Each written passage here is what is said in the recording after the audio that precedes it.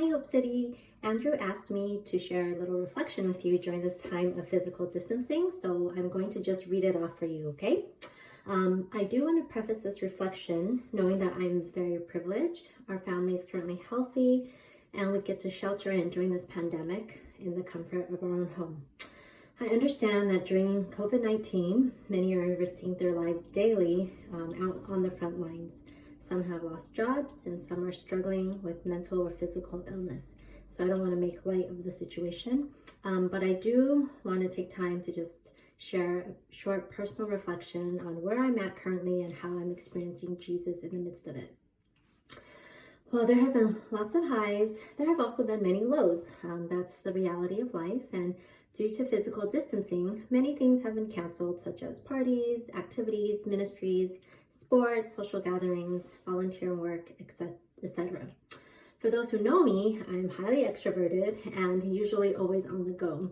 I love to be out with people and getting things done, serving, things like that. So social distancing took some time getting used to. However, after having adjusted a bit more, I'm starting to appreciate living at a slower pace. Slowing down has provided more opportunity to spend with my family, to read, and to reflect. For that, I'm grateful. What has really been encouraging me during this time is a book called Invitation to Silence and Solitude by Ruth Haley Barton. Silence and solitude has always been a struggle for me, but I feel like God has really been using this time and this book to speak to me. I often struggle with my sense of worth, which social distancing has seemed to brought to surface and amplified. So here's an excerpt from the book that describes well what I've been feeling. Am I really worth anything if I'm not out there constantly proving my worth? Who am I when I'm not busy doing things Who am I when I'm not busy doing things that tell the world who I am? Why is it so hard to stop the frenetic pace of my life even when I know it's hurting me and those I love? What do I do with this pain and sadness?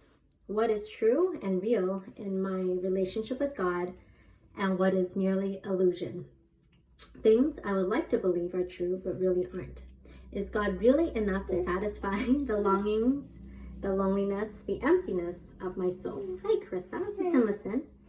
I tend to base a lot of my worth on what I do or what others think of me, but as I have been forced to slow down during this pandemic and am not doing as much or seeing as many people, I'm really learning to find my sense of worth and identity in the Lord and not in my busyness. Flip my notes here. Each morning I wake up and while brushing my teeth, I ask God to fill my insecurities in empty places so that I don't just try to fill it with food, Netflix, and social media.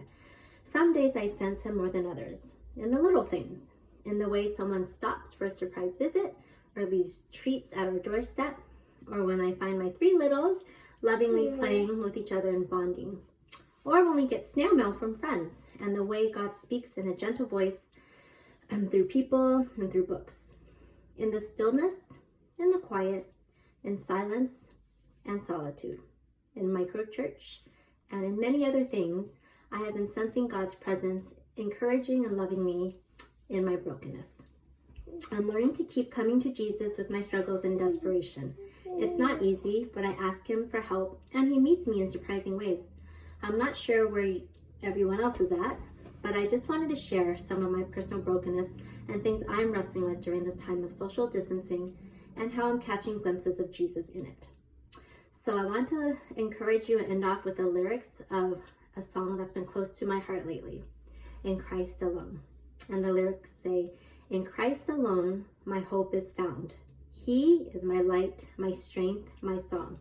This cornerstone, this solid ground, firm through the fiercest drought and storm. What heights of love, what depths of peace, when fears are stilled, when striving cease. My comforter, my all in all, here in the love of Christ I stand." Thanks for listening.